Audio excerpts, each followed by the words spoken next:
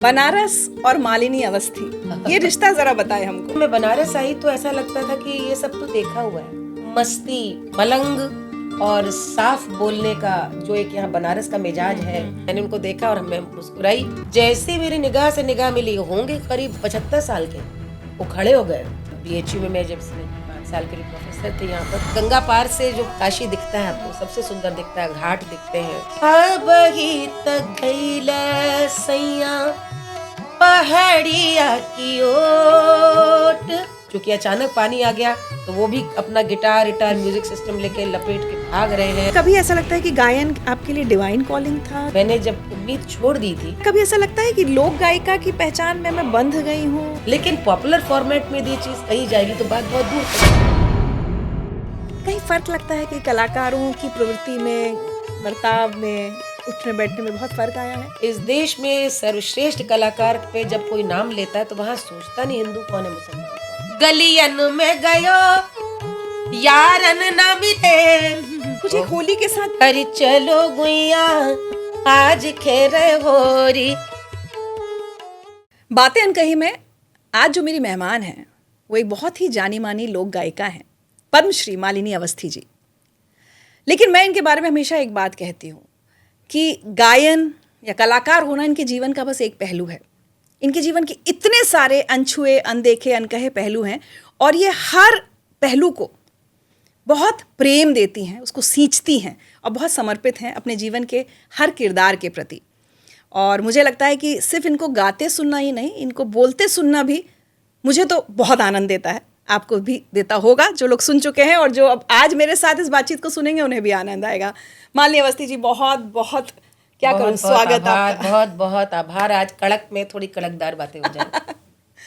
सबसे पहले शुरू करते हैं क्योंकि आज हम बनारस में बैठे हैं। बिल्कुल। बनारस और मालिनी अवस्थी, ये रिश्ता जरा बताए हमको।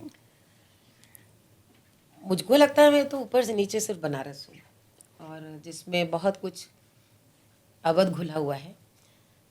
असल में ऋचा बचपन मेरा मिर्ज़ापुर में बीता है और मिर्ज़ापुर बनारस का एक तरह का विस्तार ही है। अलग शहर क्या, वो एक ही जैसी संस्कृति है, एक ही जैसा मिजाज। पहले तो ज़्यादा था, अब तो अलग हो गया। हमने तो वो मिर्ज़ापुर देखा जहाँ रोज़ उत्सव होते थे संगीत के, वहाँ पर आंखें खोली। वहाँ पे प्रतिवर्ष बनारस के कलाकारों का हुजूम रहता था। अपने गुरु को भी पहली बार वहीं देखा। तो मुझको जब मैं बनारस आई तो ऐसा लगता था कि ये सब तो देखा हुआ है, ये सब तो जिया हुआ है। तो अब लगता है मुझे ऋचा कि घर में जब कोई गाता नहीं था और वहाँ से आकर के न सिर्फ संगीत गाना, लेकिन बनारस में गुरु के ऐसे ही पैर पकड़ लेना कि अब बस हम हैं और आप हैं। और ऐसा उनका पूरा समर्पण और उनका प्रेम अप्पा जी का भी ऐसा मिला और बनारस का बड़ा प्यार मिला। और ये मैं इसलिए कहती हूँ क्योंकि बनारस सुनता सबको है, आदर सबको देता है, अपना तक सबको नहीं है। क्या बात। सबको आदर देता है क्योंकि यहाँ कौन नहीं है जिसको यदि हिंदुस्तान में मुझे लगता है यदि वैलिडेशन चाहिए तो कुछ जो जगहें जहाँ पे गाने के बाद यदि हर हर महादेव हो तो फिर आप समझिए कि आप कुछ हैं। बम्बई से एक बड़े बड़े कलाकार भी यहाँ पर आते हैं कि उनको एक बार हर हर महादेव मिल जाए। तो वो जो आदर मैंने कहा ना सबको देते हैं, लेकिन शायद मैं भी अनजान थी अपने उस मिजाज से जो मुझ में था कि एक जो मस्ती और जो एक मलंग और साफ बोलने का जो एक यहाँ बनारस का मिजाज है, वो मैं भी शायद उस पक्ष से अनजान थी। लोगों ने कहा अरे आप तो बस पूरा ऊपर से नीचे बनारस है, बनारसी होने। तो फिर मैंने सोचा कि हाँ, कपड़े भी, बोलना भी, सब अचेतन उसमें हुआ। तो इसलिए बनारस तो मेरे अंदर ऐसे जज्ब है कि मुझे लगता है कि मैं कहीं भी रहूं, मन का कोना उस दिन भी काशी में रहता है। मैं बता नहीं सकती किस तरह से। क्या बात है, आप भावुक होती सी लगी बहुत ज़्यादा। हाँ, बनारस तो अलग है और ये जिसको लगाव हो जाए काशी से, क्योंकि बनारस के रंग समझने का मैं बहुत ऑब्जर्वेंट भी हूँ।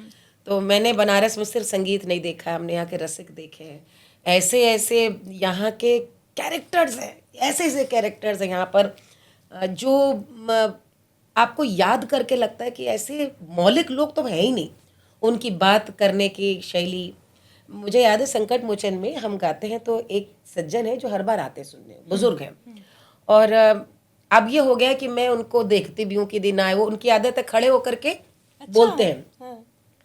तो एक बार हमें नहीं दिखे, तो पिछली बार मैंने देखा तो पहचान गई मैं। होता है ना, एक दर्शक और कलाकार का भी एक संबंध बन रिश्ता जाता है। तो बना। मैंने उनको देखा और मैं मुस्कुराई। जैसे मेरी निगाह से निगाह मिली, होंगे करीब 75 साल के, वो खड़े हो गए। तोरे बदे खाली चल करके मैली है, घरे शादी ब्याह के लगन लगल बा, खाली तोरे बदे मैली है। सब हंसने लगे सुन करके कि इतना बड़ा कार्यक्रम चल रहा था, उसके बीच में ये जो बेबाकी है, ये जो अधिकार है आप पर, तो मुझे बहुत अच्छा लगता है। क्योंकि मैं सबसे मिलती हूँ, लेकिन मैं जिस पर फिर अधिकार, मुझको जिससे जुड़ जाती हूँ तो फिर जुड़ जाती हूँ। तो बनारस का ये बहुत अच्छा है कि आप पे इतना अधिकार। आज ऐसे लोग कहाँ हैं, ऐसा मिजाज नहीं है, ऐसे शहर नहीं है। बनारस बनारस है। अब देखिए कैसे हुआ, मैं आपकी किताब चंदन किवाड़ का जिक्र बाद में करने वाली थी, हाँ हाँ लेकिन मुझे अचानक याद आया, बहुत खूबसूरत आपने एक चैप्टर जो बनारस पे लिखा है कि वो सफ़ेद रेत उधर से आप आ रही थी, हाँ, और फिर शिवरात्रि थी या क्या था, हल्की बारिश हो रही थी, फिर आपने कुछ गाया था, है ना? क्या है वो?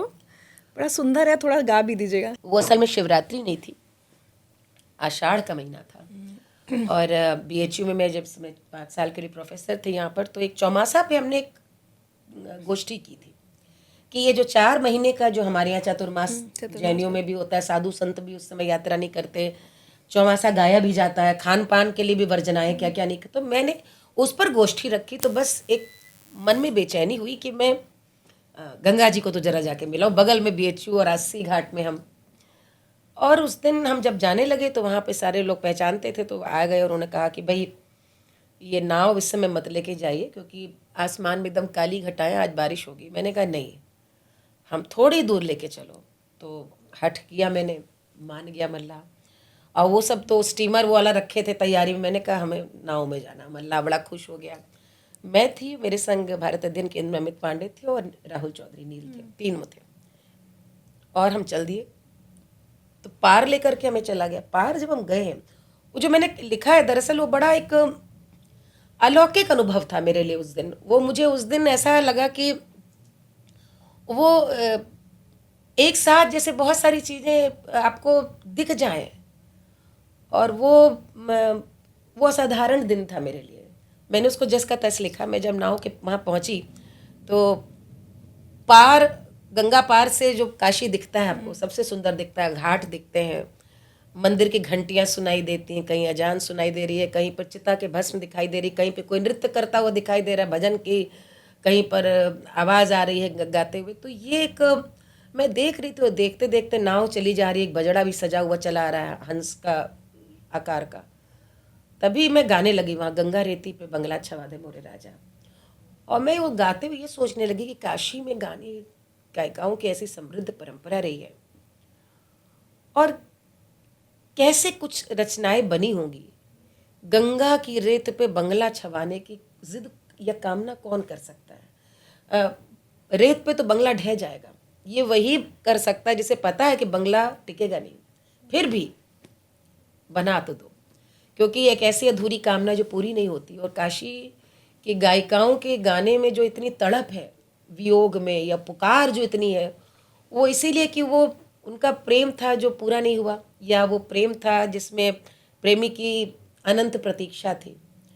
और पुरानी जितनी कहानियाँ सुनी या गाने देखें, तो क्या है ना, हम लोग जब गाते हैं ऋचा, तो ठुमरी उमरी में जब भाव दिखने लगता है, शब्द दिखने लगता है। जैसे हमारे यहाँ एक रचना है, अबही तो गईले सैया पहाड़िया की ओर। अब ये पहाड़ी आपको लगेगा कि पहाड़ी है, बनारस में पहाड़ी मंडी है पहाड़ी, तो अब पहाड़ी ये भी हो सकता है पहाड़ी वो, लेकिन अभी तो बस सैया चले गए।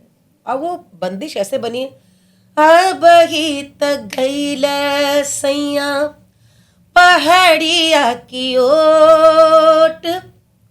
अब ही तो जैसे कोई झांक रहा और बस एकदम से ओझल हो गए। यानी जीवंत अनुभवों पे ये ठुमरी दादरों की बंदिश बनी है। तो उस दिन मैं सोचती रही, और इतना पानी अचानक से, मेरे केवट ने कहा कि अब दीदी चलिए मेम साहब, नहीं तो अभी तो बाढ़ आ जाएगी और ये हम लोग के लिए खतरेदार। तो वो जिस तरह से बोला, तो मैं समझ गई कि कभी भी इनके ज्ञान को तो नहीं चुनौती देनी चाहिए। हम लोग चल दिए, और उसने बजाय 80 ले जाने के हम लोगों को इधर घाट पे छोड़ा, क्योंकि वहाँ तक बहाव के हम विपरीत हो गए थे। वहाँ पे उसने छोड़ा और उस समय तक ये हालत थी कि सब ये लोग डरे हुए थे, क्योंकि इतनी ऊंची ऊंची है और हमारी अकेली नाव और रौद्र रूप गंगा मैया का। और मैं उस दिन सोच रही थी कि आज मिट भी जाए तो क्या क्या बात है, प्रकृति कैसे अपने रूप दिखाती है।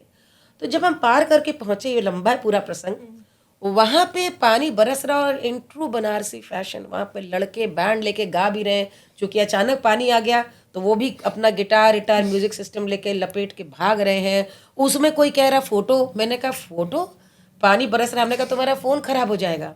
बोले कोई बात नहीं मैम, आप बस एक फ़ोटो दे दीजिए। तो मैंने सोचा कि सेल्फी खिंचाते उसमें भी पानी की बूंदें आने लगी फ़ोन पे। तो मैंने कहा जीवन भी यही है, क्षण भंगुर। और बनारस से ज़्यादा तो वो मैंने उसको फिर एक पूरा लंबा विस्तार दिया। बहुत सुंदर गंगा रेती पे बंगला छवादा मोरे राजा, आवे लहर जमुने की। क्या बात। अच्छा ये बताइए, डॉक्टर की बेटी तो कितना नेचुरल है कि सीपीएमटी पीएमटी उस समय जब तैयारी हम लोग क्या करते थे। करेक्ट। तो क्या था, आपको ऐसा लगता है कि कभी ऐसा लगता है कि गायन आपके लिए डिवाइन कॉलिंग था, कि बस मैसेज आया ऊपर से कि गाना है? वो मेरे माता पिता को मैसेज था, मैं कहूँगी। सीपीएमटी वगैरह के लिए तो कभी पिता ने नहीं कहा, क्योंकि मेरा बहुत अगाध रुचि इतिहास में और संस्कृत में थी। तो वो मेरे साथ हमेशा से, तो this was never a debate science और आर्ट। घर में माता पिता की ओर से बहुत छूट थी। और ये भी कह सकती हूँ कि उस तरह की कंडीशनिंग थी कि बस अब बड़ी हुई, अब शादी बस कर देना है। तो वो उतने सपने या उतना वो नहीं सोचा था। मुझको तो लगता है माता पिता ने उस समय मेरे लिए भी ये यात्रा की कल्पना नहीं की होगी। आना चाहिए, गाना चाहिए और सीखना चाहिए। उसके बाद तो मुझे लगता है हर व्यक्ति जो उसको अवसर मिल जाता है, ये जो इशारे प्रभु के कुदरत के हों, उसको समझ के फिर वो अपनी यात्रा को जहाँ ले जाए। मुझे लगता है यही हुआ। लेकिन उस समय तो मुझे नहीं लगता कि कोई ये, हाँ सर्विसेज का लगता था, क्योंकि प्रशासन का सेवा भाव था। और डॉक्टर्स के परिवारों में बहुत कम्युनिटी लिविंग होती है, मतलब लोगों का आना जाना, रोज कोई बीमार चला आ रहा है दिखाना। आज जैसे तो वो आ गए ना, आजकल तो हॉस्पिटल्स भी 5 स्टार हो गए। हमारे पिताजी तो सरकारी अस्पतालों में रहे, तो वहाँ पे घर का कोई ना कोई बीमार, कोई इलाज करने आ रहा है, उनके संग कितनी कितनी बातें। घर का छोटा बच्चा तो जितने बुजुर्ग हैं, वो दादी हैं, कोई फलाने उस असनी की चच्ची हैं, तो किदवई नगर वाली चच्ची हैं, वो शहर के नाम से ही सारी चाची आची हम लोग का। मुझे लगता है मेरी गढ़न में उसका बहुत असर हुआ, उनकी बातें सुनना, उनसे जुड़ना, उनसे सीखना। मुझे अब लगता है कि वो सब कहीं अटका रहा, मतलब वो नया विसर्जित नहीं हुआ, रह गया। उसकी वजह से ये सोच बन गई थोड़ी। आज भी अप्पा जी के साथ अपनी पहली मुलाकात एक शिष्य के तौर पर, हो सकता है उससे पहले आप कार्यक्रम कभी उनके सुनने जाती हैं, वो लम्हा याद है? शिष्य के तौर पे तो ये हुआ कि जब हम बनारस पहुंच गए, उसके पहले तो मेरी बात होती थी। और मैंने बताया था तुम्हारे यहाँ की भातखंडे में मेरी मुलाकात हुई थी, मिर्ज़ापुर में विंध्याचल में देवी में सबसे पहले देखा था। लेकिन जब मैं इनके अवनीश का ट्रांसफ़र हो गया बनारस, तो मैंने कहा कि ये तो, मैंने जब उम्मीद छोड़ दी थी कि मैं विधिवत शास्त्रीय उपशास्त्रीय संगीत को फिर से सीखूंगी, बचपन से देखो सीखा, और उसके बाद भातखंडे से भी मैंने एमबीयूज किया, टॉप किया पूरे इंडिया में। ये बात है 88 की, फिर विवाह हो गया, बच्चे हो गए। तो उस दौर में आज से 35-38 साल पहले क्या होता था कि एक बार छूट गया, और रियाज करने के लिए तबले वाला भी कोई साथ नहीं। तो मैंने सोच लिया था कि अब कभी कुछ गा दिया, कभी कुछ गा दिया, प्रोग्राम मिलने लगे थे, वो मैं कर रही थी, क्योंकि मैं हार नहीं मानने वालों में से थी। लेकिन एक मन में हमेशा से था मेरे कि मैं शुरुआत से सीखूं, बुनियादी चीज़ सीखूं। किसी के जैसा बनने की चाह है, किसी को यदि हम मानते हैं तो वो कौन सी नुआंसेस है वो जानने चाहिए। तो मैंने इनसे कहा कि ये नवरात्र में ट्रांसफ़र हुआ था, अयोध्या में फैज़ाबाद में कलेक्टर थे, वहाँ से बनारस आए। मैंने कहा ये तो देवी ने मेरे लिए तुमको बनारस भेज दिया है, और कि जिसको मैं मानूं, इतने कलाकार भारत में हैं, लेकिन उन्हीं के प्रति श्रद्धा। उसके एक बात बहुत ये भी कारण था ऋचा कि मेरे भीतर हमेशा से लोक के प्रति इतना आदर और एक दीवानगी थी। वो मुझे लगता था कि पूरा बंग के गाने में, बनारस में जो सम्मान ध्रुपद ख्याल गायन का है, वही सम्मान होली, चैती, कजरी, पूर्वी का भी है। ये कहीं नहीं मिलेगा। यहाँ बहुत आदर, भेद नहीं है यहाँ पे, सब एक है, बस रस से भरा होना चाहिए। तो बस अप्पा जी के पास हम पहुँचे। जब अपने पहली मुलाकात कही तो मैं गई, और अवनीश भी थे, बच्चे तो सब चारों गए थे, छोटे छोटे बच्चे थे। खबर थी उनको कि हम आ रहे हैं।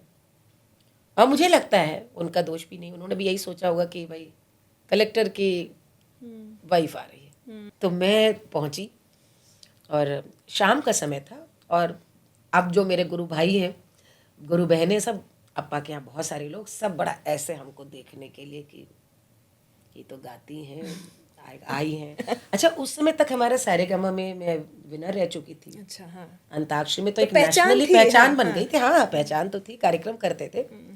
और बस मैंने अप्पा जी को पाँचों में माला, फूल माला और मिठाई और एक चांदी की तश्तरी, उसमें पान रख के गई थी अपनी ओर से। मुझे लगा था मैं क्या कर दूं उनके लिए।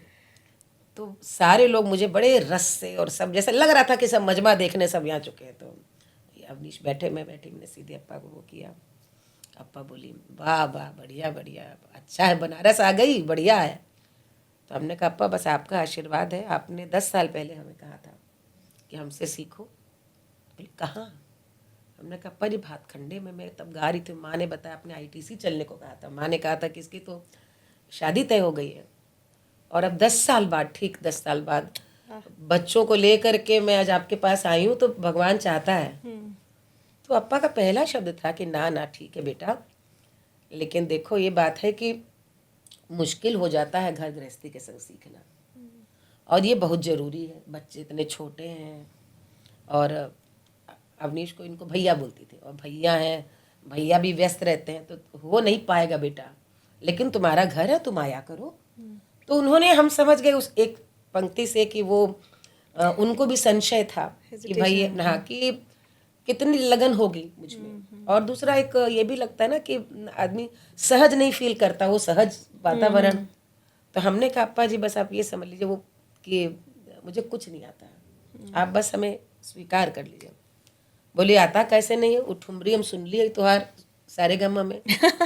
ये सुन करके कि अप्पा जी ने मुझे सुना है, हाँ, क्या बात है। और उनको याद है। तो मैंने कहा कि ऐसे बस हमने किया, हमने कहा ऐसे, मैंने कहा ऐसे करा मैंने, शर्मा से, लज्जा से। और फिर बगल में अपने सबको बोली, कहा रे कौन वाला गजेंद्र का जो शो है, सोनू निगम के संग है? सब बोले सारेगामा।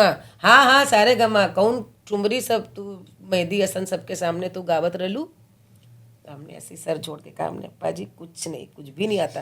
बोले नहीं नहीं नहीं, पहाड़ी में रहल। कहा रे कौन वाला? अब वो सब शिष्य जो थे, नागेंद्र वगैरह, सब गुरु भाई बताना शुरू किए, सैया बिना घर सुना। हाँ सुनावा, दुठ लाइन। मैंने कहा मुझे कुछ नहीं आता है। बोले नहीं नहीं, इतने लोगन, गवैया लोगों के सामने तू गा दे लू। हमारे हमने कहा आपके सामने हम नहीं कुछ गा सकते, आप ये मान लीजिए हमें कुछ नहीं आता है। जैसे ही मैंने दूसरी तीसरी बार कहा कि आप ये मान के चलिए कि मुझे कुछ नहीं आता, उन्होंने वो जो तश्तरी थी उसमें पान था, और उन्होंने कहा देखो ये हम तश्तरी तुमसे ले रहे हैं, लेकिन ये गंडा बंधन के समय हम लेते हैं। आज हमने मान लिया तुम्हारी शिक्षा शुरू, अब तुम कल से आओ। तो बस हमको तो ये लगा कि मैं क्या बोलूं। और जैसे ही हुआ तो वहीं मिठाई ठाई पे सब बटने लगी, और सब फिर ठट ठहा के हंसे, और एक ऐसा बॉन्ड बन गया हमारे सारे गुरु भाई बहनों में, संबंध बन गया। फिर तो इतने साल ये रहा कि हम कहीं भी हैं, फिर बच्चे जब बड़े भी हो गए तो मैं यहीं आकर एक एक हफ्ते अप्पा के पास घर पे ही रहती थी, उनके संग बाजार जाना, उनके संग गंगा नाव में घूमने जाना, उनके लिए साड़ी खरीदने जाना, या कहीं पे कोई कार्यक्रम में बनारस रात में जाना, किसी को सुनने जाना। एक बार वो हम लोग को लेकर गई कि सितारा देवी के प्रोग्राम है, किशन भैया बजावत हैं, तू लोगन चला साथ में, देख ला कि बहुत अब उम्र हो गई उनके, अब ना पहिए ज़्यादा, देख ला। तो हमने गए, क्या अद्भुत भाग्य कि अप्पा जी साथ चल रही हैं, और सामने सितारा देवी जी और किशन महाराज जी और अप्पा जी बतौर दर्शक जा रही है। हम थे, सुनंदा थी, हम लोग सब लोग गए, और सामने बैठ के अप्पा जी जो आनंद से सुन रही थी। मैंने इतनी चीज़ें सीखी कि कद्र कैसे होती है विद्वानों का, वरिष्ठ आदमी बड़ा बनता कैसे है, इज्जत दे के बनता है। कि वे, उनका कार्यक्रम अगले दिन था, वो एक दिन पहले आई थी कि किशन भैया बजा रहे, हम सुनेंगे। ये बड़े कलाकारों की इज्जत करना, वो तो खैर इतना करती थी कि अपने गुरु घराने के बच्चे को चाहे छोटी उम्र हो तो भी पाँव छूती थी उनका। अच्छा। हाँ, और उनका टीका लगा करके हर गुरु पूजा में जो अपने साल भर का जो हम लोगों की भी उसकी आदत पड़ी हुई है। तो उसका हमको पहली चीज़ उन्होंने यही बताई कि भाई जो कमाओ वर्ष भर में, तो जो गुरु पूजा आषाढ़ में जो होती है, तो उस गुरु पूजा में उसका जितना प्रतिशत तुम्हें देना जो है, तो वो हर कमाई का 1 रुपया 10 रुपया जो भी है उस कोष में डालते जाओ। और वो गुरु को देना है। तो गुरु नहीं रहा तो गुरु घराने का लड़का ही सही, वो नहीं रहा उनका पोता ही सही, घराना है लेकिन गुरु का है। ये मैंने उनसे सीखा। तो वो परंपरा हम लोग भी निर्वहन कर रहे हैं। तो ये बहुत सारी चीज़ें सीखी उनसे, और अब तो मुझे लगता है कि वो हम सब के भीतर समा गई है। क्या बात। आपने शुद्ध शास्त्रीय संगीत सीखा है उनसे। आप गजल बहुत अच्छा गाती हैं, लेकिन क्या कभी ऐसा लगता है कि लोक गायिका की पहचान में मैं बंध गई हूँ? ऐसा नहीं लगता? या वो समस्या लोगों की, मेरी नहीं है।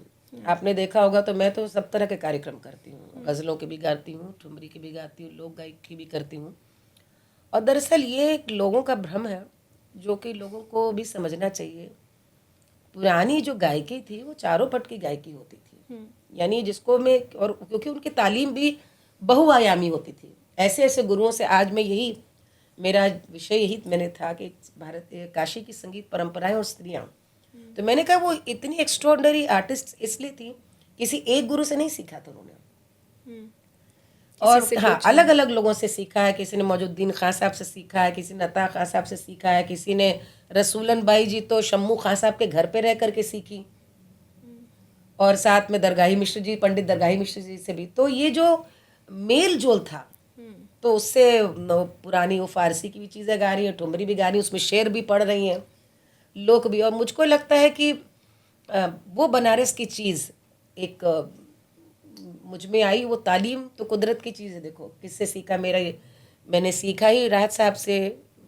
बचपन में तो इतनी कमाल की ठुमरी दादरे गज़ल गाते थे, और मुझे लगता है जब जो गाए उसको बड़े दिल से निभाए। और यदि आपको जो आज जो पॉपुलर एक फेस है, कह लो कि जो पॉपुलर एक छवि है लोक की, उसके पीछे ऋचा मेरी एक जिद थी।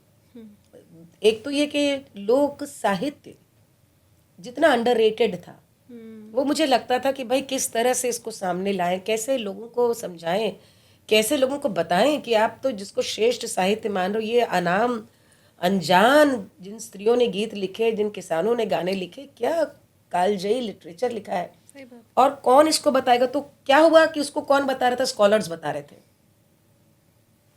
पीएचडी हो रही थी उस पर। लेकिन पॉपुलर फॉर्मेट में यदि चीज कही जाएगी तो बात बहुत दूर तक जाएगी। मैंने वो किया, एकेडमिक रह जाएगा बस किताबों में। मैंने वही रास्ता फिर अपनाया कि मुझको मंच पे ये बात लेके जानी कि मेरी दादियाँ जो गाने गाती थी वो ऐसे ही नहीं थे। ये आपका दोष है कि आप वंचित रखे गए हैं उनको सुनने से, और आपको वो तबीयत नहीं दी गई कि आप अप्रिशिएट करें या समझें कि दादी ये क्या गाया, इसका क्या मतलब है। क्योंकि हमने तो धिक्कारना सीख लिया, हमने उनको हे समझना शुरू कर दिया। तो जब आपने समझा ही नहीं तो किसी भी चीज़ को कैसे खारिज कर सकते हो? समझ के खारिज करने में समझ सकते हो, जिसे जाना नहीं, और न जानने पे सबसे अच्छा होता है अरे हटाओ सब तो छोड़ो, क्योंकि आपने जाना नहीं ना। वो एक शुरुआत हो चुकी थी उसको रिग्रेसिव माना हमेशा हमने की। उस समय भारत में शुरुआत हो गई थी कि फोक माने लोग को खाली मनोरंजन के लिए थक जाते थे तो थकन दूर करने के लिए कुछ गाने, मस्ती, आनंद, ये एक बड़ा सरलीकरण करके उसको फ्लोट कर दिया गया। अब बाहर के लोग यदि ये समझ रहे थे, अंग्रेज, तो उनका दोष नहीं, क्योंकि उनको वो हमारी संस्कृति ना समझ सकते थे न, लेकिन आप तो समझ सकते थे। आज़ादी के बाद की एक एक लोकगीत ऋचा भारतीय संस्कृति, भारतीय जीवन दर्शन, भारतीय मूल्य पर है। यदि हम सर्वे भवन्तु सुखिनः कहते हैं तो वहाँ पे कथा के बाद जैसे सबके दिन बहुरे हैं, जैसे हम वसुधैव कुटुंबकम करते हैं तो वहाँ पे गीत हैं कि हाथी का वध कैसे हो गया, हिरण का वध कैसे हो गया। हम इंक्लूसिविटी और वननेस की आज बात करते हैं। सबसे बड़ा चैलेंज हम कह रहे हैं कि जाति पाति को हटाओ और हम एक होकर के आगे बढ़े। अरे भैया, लोकगीतों के संसार में आइए, जहाँ पर गीत ऐसे ऐसे है कि आप आदर से आप कहते भाई क्या बात है। और वो गीत गा करके हमारी दादियाँ सिखाना चाहती थी कि देखो राजा दशरथ टहल रहे हैं, कौशल्या कहती मुँह उतरा का है तुम्हारा, तो कहती कुछ नहीं, हमारा मुंह इसलिए उतरा कि वो जो सब झाड़ू लगा रही थी स्वच्छता कर्मी, उसने मुझे देखा, हेलन बोलते हैं हमारे अवधि गानों में, और उसने मुझको देख करके कहा कि राम राम कैसा दिन मेरा गुजरेगा, निर्वंशी का मैंने चेहरा देख लिया। अब ये लोकगीत है पूरा लंबा कि फिर वो कौशल्या कहती है कि और सुनवाओ तुम ताने हमको, तुम भी सुनो और हमको भी ताने सुनवाओ, कह रही हूँ कि पुत्र होना चाहिए, और फिर कैसे आशीर्वाद नारायण का मिलता और राम पैदा हो। लेकिन शुरुआत कहाँ से है? ये एक ताड़ना कोई दे सकता था, कोई रानी दे सकती थी, कोई साधु दे सकता था, कोई मित्र दे सकता था, कोई गायक, कोई कवि, कोई एक समाज का ऐसा वर्ग जिसको कि सुबह सुबह पूरा सफाई करके घर व्यवस्थित कर रहा है, वो दशरथ को कहते रहे राम की मुंह पे कह रही है। लोकगीत से क्या हमारी दादी क्यों गा रही है, क्यों, क्या सिखा रही है? कितना बड़ा प्रतापी हो, बड़े से बड़ा व्यक्ति है, उसके सामने जनता के एक एक व्यक्ति की सत्ता है, वो कुछ भी कह सकता है। ये प्रजातंत्र। तो गीतों के ये जो इतनी बड़ी शक्ति थी ऋचा, मुझे लगता था कि ये मैं कैसे कहूँ और कैसे गाऊँ। और इसी के कारण मुझे बहुत लोग कहते हैं आप इतनी मेहनत करती हैं, आप इतने प्रोग्राम्स करती हैं। मुझे लगता है कि जीवन में ये नैरेटिव चेंज करने के लिए, ये विचार बदलने के लिए जीवन बहुत कम है। इसीलिए मैं जो लिट फेस्ट्स हैं या जो चंदन किवाड़ भी उसी का विस्तार है। यदि आपने पढ़ा हो कि वो किताब भी इसीलिए लिखी कि एक एक लोकगीत दरअसल कहानियाँ हैं, उन लोकगीतों के पीछे जो सामाजिक परिदृश्य है। अब जिस बच्चे ने, बच्चे की माँ कह रही कि हमारा बेटा हमसे बात ही नहीं करता, जहाँ इतनी संवादहीनता है, वो इन गीतों का कॉन्टेक्स्ट समझेगा ही नहीं। जहाँ पे 10-10 लोगों का घर है, सही बात है, जहाँ 3 पीढ़ियाँ मिलकर खा रही हैं, दादी ने नहीं खाया तो माँ नहीं खा सकती, और वो कह रही भैया तुमने खाना खाया, थक कर के आए। आज थका हुआ आदमी घर में घुसता है, उसको लगता है कि पूछने वाला कोई नहीं कि खाना खाया कि नहीं, सब अपने अपने फोन में लगे सब हुए अपने हैं। फोन में, अपने अपने कमरे में टीवी के सामने। तो ये मुझे लगता है कि लोकगीत सिर्फ गीत नहीं है, एक बहुत बड़ी संघायनी शक्ति जो हमारे समाज की है, एकता की है, उत्सव धार्मिकता की है, प्रेम की है, दुख सुख बांटने की है। ये मुझे लगा कि मुझे करना चाहिए, बताना चाहिए। और इसीलिए मैंने ये राह चुनी। तब तो नया था, क्रांतिकारी था, क्योंकि उस समय कभी किसी ने ऐसा देखा नहीं था। और सबको बहुत अजीब लगता था, उस समय नया था। मैंने कहा मुझे नाचना है तो मैं नाचूंगी, अभिनय करना करूंगी, ये बात जो कही गई है वो पहुंचाऊंगी। और बहुत मेहनत करी, क्योंकि मैंने आलोचना की परवाह नहीं की। मुझे जो एक, मैं आज ये बात कह सकती हूँ, एक जो तयशुदा राय थी संगीत की, हम, क्योंकि हम लोग के समय तक बहुत ग्रामर सेट हो चुकी थी, लोक कलाकार माने ये। अरे भाई, आप आज भी चाहते हो कि लोक कलाकार 19वीं शताब्दी में जैसे जीर्ण शीर्ण एक गमछा, एक कुर्ता पैजामा पहन के गा रहा है, आज भी गाए? क्यों भाई? उसके यहाँ पर आज फोन आ गया, आज उसके यहाँ बिजली है, आज उसके हाथ की चक्की भी नहीं है, आज उसके यहाँ पर सारे वो साधन है, बैल से नहीं ट्रैक्टर से खेती कर रहा है, क्यों नहीं वो अच्छे वस्त्र पहन करके गाएगा? लेकिन ये एक जो हम परंपरावाद में हम इतने आ गए, रूढ़वाद आग्रही हो गए कि नहीं ऐसा ही होना चाहिए। वहां पर मैंने सब कुछ कोशिश की, सबको तोड़ दिया आपने।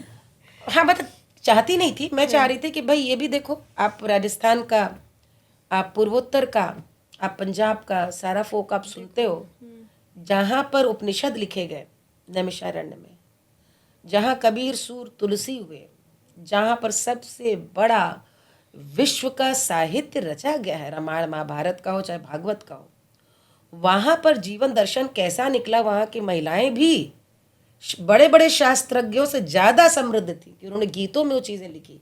मुझे लगा ये मुझे करना चाहिए, और प्रभु की कृपा है कि वो जिद कायम रही, और प्रभु ने, गुरु कृपा ने वो जो एक इच्छा थी उसको पूरा करने के लिए ऊर्जा दी, बल दिया। देखिए, जो मेरा अगला सवाल था उसका जवाब हमें इसमें मिल गया है कि गायिका, लेखिका कैसे बनी।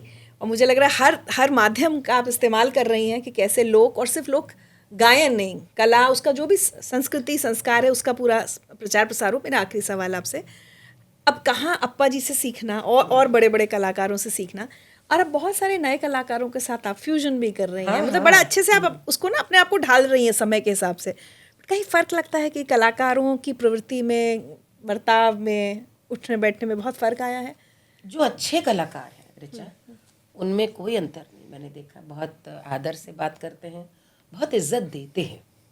मतलब ये तो मैं कहूँगी। और इस समय शायद एक कारण ये भी है ऋचा कि अब माता पिता बच्चों को अपने शौक और अपने रुचि को अपनाने का पूरा पूरा सहारा दे रहे हैं। उसके कारण कोई भी बच्चा यदि गाना सीखना चाहता है तो मेरे माता पिता साथ में है, उसकी वजह से ज़्यादा बच्चे शास्त्रीय संगीत सीख रहे हैं, ज़्यादा गा रहे हैं। हाँ, एक चीज़ का अंतर है, वो धीरज नहीं है। और चूंकि उन्होंने वो देखा भी नहीं उस समय, मैं तो आज ये सब बोल पा रही हूँ, कह रही हूँ, क्योंकि देखा है हमने गुरु शिष्य परंपरा कैसी होती है। हमने क्लास में जाकर नहीं सीखा, घर पे रह करके पैर दबाकर साथ भोजन बनाकर खा के परस करके मेहमानों को चाय पिला के तब सीखा है। और आजकल के सारे बच्चे मैंने तो देखा है कि म्यूज़िक में बहुत अदब है, इज्जत है। जो और थोड़ा सा ये भी होता है ऋचा कि आप जब सीनियर हो जाते हैं, आपने इज्जत बना के रखी है, तो अगला भी इज्जत से पेश आता है। ये भी मैंने देखा है कि you don't want yourself to be taken lightly, तो वो फिर वो कोई नहीं लेता। लेकिन जैसे एक चीज़ ये मिस होती है कि पुराने जो कलाकार थे उनकी, मैं कैसे बताऊं ऋचा, ऐसा लगता था कि मैं बात इसमें संगतकारों की कर रही हूँ, सारंगिए, हारमोनियम वादक, तबला वादक, वो सब खानदानी लोग थे। जैसे उनके पिता भी ये करते रहे, सारंगी बजाते थे उनके बाप। तो वो एक एक इंसान जैसे इतिहास का एक किताब। जब हम लोग खाली बैठकर लोग से बात करते थे ना, तो लगता था कि किस दौर की बात हम कर रहे हैं। वो अब अभी नहीं मिलता, क्योंकि उसका कारण ये कि बहुत सारे ऐसे बच्चे भी अब गाने में आ गए जिनके यहाँ पे पेरेंट्स, जैसे मैं बता रही हूँ, नहीं है, और उनको उस तरह से जीने का मौका नहीं मिला। और बहुत जल्दी, चूंकि आजकल आप यहाँ यही सेटअप बनाकर you can turn into a music millions producer, of views पे ध्यान है अब। प्रोड्यूसर बन जाएंगे, आप सिंगर बन जाएंगे। तो अब कोई पहले जैसा वो तो है नहीं कि आपको म्यूजिक कंपनी कोई लॉन्च करे, आपको किसी के पैर नहीं दबाने to be launched. You can be your producer, you can be your own creator. आपने अपने कमरे में स्टूडियो बना लिया एंड दैट्स इट। उसकी वजह से जो एक अनुभव के सहारे सीखना होता है वो नहीं हो पा रहा है, मुझे लगता है। मैं आज जो इतने किस्से कहानियां सुना रही हूँ, क्योंकि वो सब देखा है। वो गाने में ऋचा झलकता भी है। यदि मैं कुछ गाऊं तो गाने में झलकेगा, क्योंकि वो सब देखा है, सुना है। तो वो बच्चों को थोड़ा एक्सपीरियंस भी करना चाहिए, यही लगता है। लेकिन बाकी बहुत तहजीबदार और बहुत रिस्पेक्टफुल है। अच्छा, मुझे अभी अचानक लगा कि देखिए, पद्मश्री कलाकार हमारे सामने बैठी हैं। अरे। आपने जाति का हल्का सा जिक्र किया। 2026 ऐसा लग रहा है कि विवादों का साल हो रहा है। AR रहमान की बातों पर क्या आप कुछ कहना चाहेंगी, या भी जो जातियों को लेकर इतना सब बवाल हो गया, क्या आप कुछ अपनी टिप्पणी? AR रहमान जी ने तो जो भी कहा बहुत ही दुर्भाग्यपूर्ण है, क्योंकि उन्होंने एक बहुत ही एक अपना सम्मानजनक लोगों के दिलों में जगह बनाई हुई है अपने कामों से। आप यकीन नहीं करेंगे, रोज़ा और बॉम्बे रंगीला से तो लोगों ने वो किया। एक फिल्म है मणिरत्नम जी की, थिरुडा थिरुडा, तमिल फिल्म। और उस समय कैसेट्स मिलते थे, तो नई साउंड, नया सब कुछ। आप सोचिए, मैंने थिरुडा थिरुडा का कैसेट लेकर के कितनी बार गाने उसके सुने कि it was a different treatment, की क्या फ्लो, क्या ये कहने का मेरा मतलब ये कि इस तरह से उनको सुना गया है, इतना प्यार किया गया है, और क्या म्यूज़िक दिया उन्होंने। और जिस समय सर माथे पर पूरे देश ने आपको रखा था, उस समय तो कभी ने सोचा ही नहीं किसी ने कि आपका नाम क्या है। इस देश में एक बात यह है कि कला के मामले में नहीं सोचते, नहीं, वैसे भी नहीं सोचता। मैं आपको ये तो आज लोकगीतों में बता रही हूँ कि इसीलिए इधर की तरफ लोगों को आना चाहिए कि सुन पाओ कि हमारे यहाँ जाति पाति भेदभाव है ही नहीं। इस देश में सर्वश्रेष्ठ कलाकार पे जब कोई नाम लेता है तो वहाँ सोचता नहीं हिंदू कौन है, मुसलमान कौन है, सही बात। कभी भी नहीं सोचता। हम बनारस में बैठे हैं, बिस्मिल्लाह खां और रविशंकर एक पंडित सांस में नाम दोनों लेते हैं। भारत रत्न एक दोनों के साल भारत के रत्न। दोनों को मिला। अभी मैं देख रही थी 15 अगस्त को, अभी 26 जनवरी के लिए को उस्ताद अमजद अली खां साहब ने इतना सुंदर वंदे मातरम सरोद में बजा करके पोस्ट किया था। अब आप ये देश है जो कि इसीलिए देश है भारत। ऐसे में किसी के मन में नहीं आया, और आप रामायण फिल्म का म्यूजिक दे रहे हैं, इस समय इतना काम भी हाथ में, ये कहना ऐसा लगता है कि कभी कभी हमको खुद नहीं पता होता है, लेकिन हम अपनी असफलता का दोष दूसरों को देते हैं। आपकी चीज़ें जब अच्छी बन रही हैं या अच्छा काम हो रहा है क्रिएटिवली, तो going is good, everything is good. जहाँ पर आपका थोड़ा सा, यदि आपको उतना लोग नहीं, कह लीजिए, सराह रहे हैं या गाने उतने नहीं हिट हो रहे हैं, तो आपको लगता है मैं तो वही हूँ, ये ज़रूर ये बात है। अरे जनता तो आज भी कोई गाना आए इस देश में, चाहे वो आज भी नवाजुद्दीन जी हो या इरफान खान साहब हो, वो सब कोई दिल में ऐसे बसे हैं हम लोग के। कोई यहाँ पे तो वो तो एक बहुत ही, मुझे लगता है उन्होंने बहुत अपना एक सम्मान बना हुआ था, लेकिन जो ट्रेंड बाद में चला उसको देख के दुख हो रहा था कि कलाकार को इसीलिए बहुत मन निर्विकार रखना चाहिए, मुझे लगता है। और दूसरी ओर देखिए, अरिजीत ने इस समय एकदम वही मैं पीक पर अपना करियर छोड़ा है, और करियर नहीं छोड़ा है, प्लेबैक फिल्मी, फिल्मी हाँ, सिंगिंग। सिर्फ फिल्मी गाना। तो मैं आपको एक बात बताऊं, 20 दिन पहले एक लखनऊ के बहुत अच्छे रंगकर्मी डिम्पी मिश्रा, सलीम आरिफ साहब के असिस्टेंट थे, तो वो एक पॉडकास्ट बच्चों का मेरे साथ ले रहे थे, घर आए थे, तो डेट चेंज हुई, तो मैंने कहा कि कहाँ गए थे? बोले अरे दीदी आप यकीन नहीं करोगे मैं कहाँ गया था। ऐसे ही बोलते हो। बोले कि मैं जो एक फिल्म का मुझे ऑडिशन आया, तो जब पता चला कहाँ के, इसमें बोले अरिजीत सिंह फिल्म बना रहा है। तो उस फिल्म की इंटीरियर्स में बंगाल के मेदिनीपुर में कहाँ पे शूटिंग हुई, और बोले अरिजीत हम लोग के संग स्कूटर में खाना। तो I could not believe, this is 20 days back, 1 महीना पहले। फिल्म की शूटिंग भी पूरी हो गई, तो बोले वो निर्देशित भी कर रहा, साथ ही खाना खाता था, स्कूटर। बोले हम लोग यकीन ही नहीं कर पाए कि जिसके गानों पे हम दीवाने, वो फिल्म बना रहा है, और मुझको उसमें छोटा सा उनका कोई रोल होगा लखनऊ के। तो ये बात मुझको 1 महीने से पता थी। तो डाइवर्सिफाई कई बार लोग करते हैं, हाँ। और कई बार मुझको क्या लगता है कि हम जो कर रहे हैं उसका उद्देश्य क्या, यदि ये समझ में जल्दी आ जाए। जैसे मैंने आपको इतने समय बताया कि भाई मैंने तो ज़िंदगी संगीत में इसके नाम ज़्यादा कर दी है कि भारत की संस्कृति और हमारे जीवन मूल्य को नई पीढ़ी समझ सके। एक प्लेबैक सिंगर जो अचीव करना चाहता है, वो अरिजीत ने कर लिया, वो सब की, देखिए उसकी सीमा तो नहीं। जब लता जी आशा जी के देश में, लता जी और आशा जी के देश में हम ये नहीं कह सकते, लेकिन वो क्रिएटिव आर्टिस्ट है, और दूसरी तरफ चला गया है, दूसरी तरफ माने फिल्म मेकिंग में क्रिएटिंग। अभी अनुराग बासु ने बताया ना कि उसने जब बर्फी के लिए गाना गा रहा था, फिर ले आया, इतना सुंदर गाया, तो उसने उनसे रिक्वेस्ट की थी कि मुझे असिस्टेंट डायरेक्टर अपना बना लीजिए। यानी ये कितना पुराना पैशन मन में था, सपना होगा, मन में सपना था। तो जो क्रिएटिव आर्टिस्ट हमारे यहाँ, तो किशोर कुमार ने बहुत अच्छी फिल्म बनाई है, तो ये अच्छा है। मुझे तो ये इसीलिए मैं कह रही हूँ कि ये निर्झर झरना है, बह रहा है तो बस बहते रहने देना चाहिए, लेकिन उसमें अपने आप जानबूझ करके कंकड़ पत्थर लाना, ये एक बड़ा, पहली बार इस तरह का, जैसे रहमान साहब ने बोला, ये तो बहुत ही एक ऐसा लगा जैसे अच्छे भोजन में बीच में कहीं कुछ कंकड़ आ गया, कि इसकी ज़रूरत क्या थी। जाति विवाद पे कुछ बोलना चाहिए?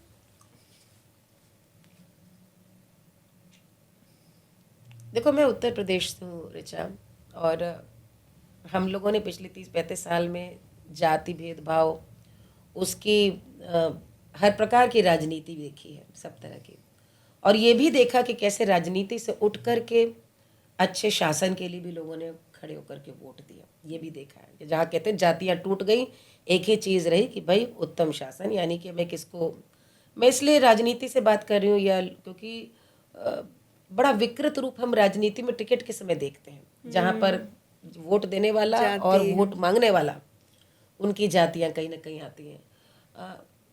जब हम पैदा होते हैं, भगवान भेद नहीं करता, 2 आँखें वही काया है, तो मुझे लगता है कि ये तो जाति व्यवस्था पूरी तरह से समाप्त होनी चाहिए। तो इससे ज़्यादा क्या कहूँ, ये एक, और यदि नहीं समाप्त हो सकती है, जो कि मुश्किल है क्योंकि हम बहुत प्राचीन सभ्यता है, तो हम एक साथ जैसे मिल करके रहते आए हैं। जिसमें हमारे यहाँ गीत हैं कि जसोदा कह रही हैं कि जसोदा के भय नंद लाला, बधावा लाई मालनिया, मालन लाई फूलवारे तमोलन, पान वाली को बोलते हैं, तमोलन बीड़े वारे, पान लगा के पूजा में चढ़ता है ना, मालन लाई फूलवारे तमोलन बीड़ा वारे, तमोलन लौंग वारे, अरे अच्छा सा लहर पटोर लैयाई पटहारनिया, अरे अच्छी सी हरी पीली चूड़ियाँ लैयाई मनिहारनिया, जसोदा के भय नंद लाला, बधावा लाई मालनिया, मालन देत आशीष वारे। सिर्फ उपहार नहीं आई, यशोदा का के मुंह से कहलाना है, ये कृष्ण का जन्म भी तभी पूर्ण है जब मालन का आशीर्वाद मिले। पान वाली का आशीर्वाद मिले, क्या बात है। सबका। मालन देत आशीष वारे तमोलन भरे आंगनवा, तमोलन भरे आंगनवा। अरे कूदत फादत नाच के आई, अरे देखो पटहारनिया जसोदा के भय नंद लाला। या जहाँ कौशल्या कहती हैं, मेरे राम मोरे रामा तुम कुंवारे क्यों रहे। कौशल्या राम से कह रही है, अभी तक कुंवारे कैसे रहे। मोरे रामा कुंवारे क्यों रहे, तो राम कहते हैं मलिया के गयो मलिया न मिलो, अरे सहरे बिन कुंवारे हम रहे। बड़ बेढ़न के गयो बेढ़न न मिलो, बढ़ई के यहाँ गया। माड़ो बिन कुंवारे हमरे, मंडप नहीं था जो मंडप गाया जाता इसमें चिरैया बनी रहती, इसलिए मैं कुंवारा रहा। उसके बाद वो आगे कहता सुनरा के गयो सुनरा न मिलो, मुंदरी बिन कुंवारे हम रहे। बज जा के गयो बज जा न मिलो, जामा बिन कुंवारे हम रहे। और आखिर में क्या है, सबसे बड़ी बात जो आजकल के युवाओं को सीखने वाली बात है, गलियन में गयो यारन न मिले, यारन बिन कुंवारे हम रहे। यानी पूरे समाज की स्वीकार्यता, राम कह रहे मित्र नहीं मिले, बढ़ई नहीं मिला, मंडप नहीं था, माली नहीं था, सहरा, यानी सब आओ, सबके बिना राम कहाँ से दूल्हा बनेंगे। ये जो इंक्लूजन की हम बात करते हैं, इंक्लूसिविटी की बात करते हैं, गानों में तो ऐसा रच रच के बना है। मुझे लगता है ये आदर्श संसार है जहाँ सब एक दूसरे का सम्मान करते हैं। आज भी मुझे लगता है कि हम ढंग से अपनी परंपराओं को समझें और एक दूसरे को सम्मान दें। हर व्यक्ति सम्मान चाहता है। 2 साल 3 साल का बच्चा जो पैदा हुआ है उसको भी पता है कि मम्मी ने डांट दिया सबके सामने, ईगो हो गया 3 साल के बच्चे का भी। हर व्यक्ति सम्मान चाहता है, हर व्यक्ति अपने प्रशंसा चाहता है और समाज में एक जगह चाहता है। पुरानी सारी व्यवस्थाओं में जितनी परंपरा थी, घर में सबके लिए जगह बनी थी। कोई भी लेकिन नियम हो अच्छा से अच्छा नियम का जब भी दुरुपयोग होता है तो वही अच्छी व्यवस्था को व्यवस्था बन जाती है। तो मुझे लगता है ईश्वर सबको सद्बुद्धि दें, हम सब मिलकर एक रहें। भारतवर्ष के लिए इतना अच्छा समय है, पूरे विश्व में भारत आज कहाँ जा रहा है, और ये जाने के लिए मुट्ठी एक रहनी पड़ेगी। ये 5 ना दिखे, एक, हम एक है। क्या बात है, बहुत बहुत धन्यवाद मालिनी जी। आपसे बात करके तो कभी भी मन नहीं भरता लेकिन समय की वो है। चलते अब होली आएगी तो कुछ एक होली के साथ खत्म करें बातचीत। हरि चलो गुइया आज खेरे होरी, कन्हैया संगे चलो गुइया आज खेरे होरी, आज खेरे होरी, आज खेरे होरी, चलो गुइया आज खेरे होरी, कन्हैया संगे चलो गुइया आज खेले होरी। अरे अपनी अपनी महल सोनिक सी, कोई सावर कोई गोरी, एक से एक नयन मदमाती, सब वयस की थोरी रे गुइया आज खेरे होरी, कन्हैया संगे चलो गुइया आज खेरे होरी। मृदंग बजावत होली गावत, मृदंग बजावत होली गारत, ऐसो मंत्र पढ़ोरी, सास ननद की चोरी चोरी, सास ननद की चोरी चोरी, निकल चलो सब गोरी रे गुइया आज खेर होरी, कन्हैया संग चलो गुइया आज खेर होरी।